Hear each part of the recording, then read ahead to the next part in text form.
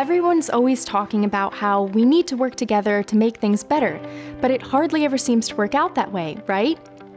I want to tell you a story about a time when it really did happen, 50 years ago, when the world looked a lot different than it does today. It started right here, in a real supermarket in the real world. The stakes may not have seemed very high, but everybody agreed that this little price sticker wasn't going to cut it anymore. So they imagined something better, something that would save people time and money by helping to identify all the stuff we buy and how much it costs. Believe it or not, it took a lot of really smart people to make this happen, and even then, success was uncertain.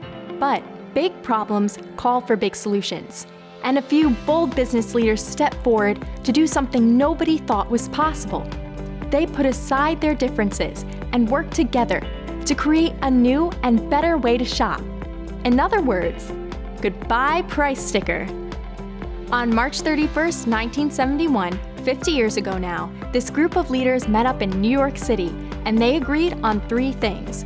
First, they agreed to collaborate on a way to tell this can of soup apart from this other can of soup. They called it a Global Trade Item Number, or GTIN for short. It's kind of like an ID card number for things. Second, they agreed to think big. They knew the creation of this number was just the beginning.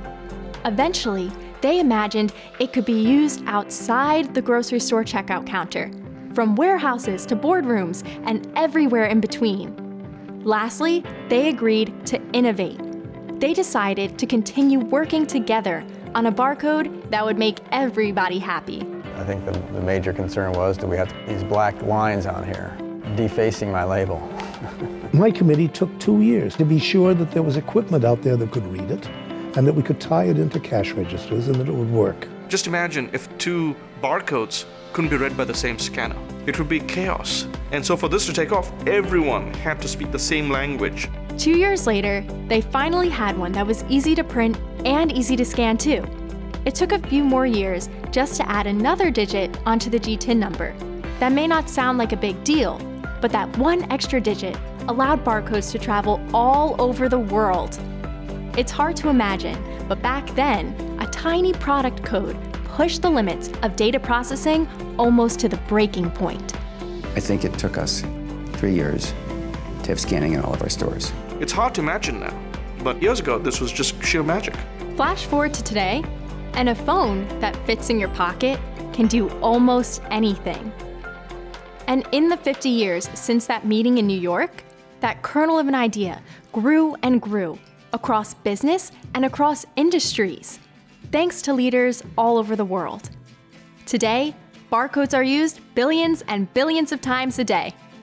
It isn't an engineering task, it isn't a business task, it's a leadership task. And the fact that they pulled it off is one of the great achievements in standards in history.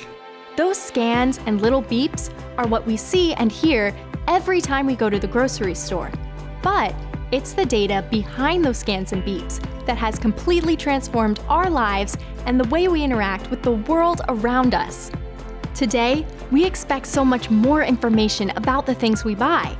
We need to be able to identify a product not just among other options on the shelf, but among every other product in the world, from a store you can carry in the palm of your hand.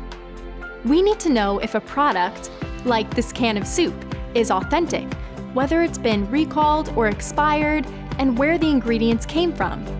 Can I order it with voice command? Can you deliver it to me in 2 hours? That would be nice too. But this isn't just about grocery shopping. Today, information about a product can literally mean the difference between life and death. Healthcare professionals are facing a constant challenge to deliver the highest level of care possible to as many patients as possible by getting them the right medicines, medical devices, and of course, vaccines safely. Meeting those challenges has required the healthcare industry to make big changes, often driven by regulation, while addressing the need for global interoperability. So, they embraced an advanced barcode called the GS1 Data Matrix for medicinal products. This new barcode contains more than just the GTIN number. It helps ensure patients are getting a safe, unexpired product and links that information to patient records automatically. The good news is, those innovations can now be applied to retail and other industries as well. And that brings the story full circle. 3 things got us to where we are: leadership, community, and standards. The time has come to once again collaborate, think big, and innovate. Meeting the challenges of tomorrow requires a new set of leaders who will embrace opportunities to make the world a better place in big and little ways. The truth is that consumers like me have more control today than ever before, and big companies have a choice to make. They can either embrace this new reality or become as obsolete as this old CD. That's a good one. The companies that understand how important it is to meet and exceed people's expectations are the ones most likely to stand the test of time. Today, businesses are staring down the same 3 challenges they faced 50 years ago. And with more and better data needed than ever before, this little barcode just isn't going to cut it anymore. To do so, leaders need to think big. If a barcode number is like an ID card number, then products today need a website and social media account too. The GTIN will last another 50 years, but leaders have a chance to innovate and improve on it by embracing a more powerful version of the humble little barcode. One that will help a stressed out dad confirm that a candy bar doesn't contain peanuts. One that will help a customs officer working the night shift confirm that your product isn't counterfeit. One that will help people like me connect to your product in more meaningful ways than ever before. And yes, one that will still go beep at the checkout counter. I'm proud to have been a part of this group. We pass the baton to you. And that is so exciting. I wish I had another 30 years to put to this. Getting this right is the challenge of a generation. The next 50 years begins today.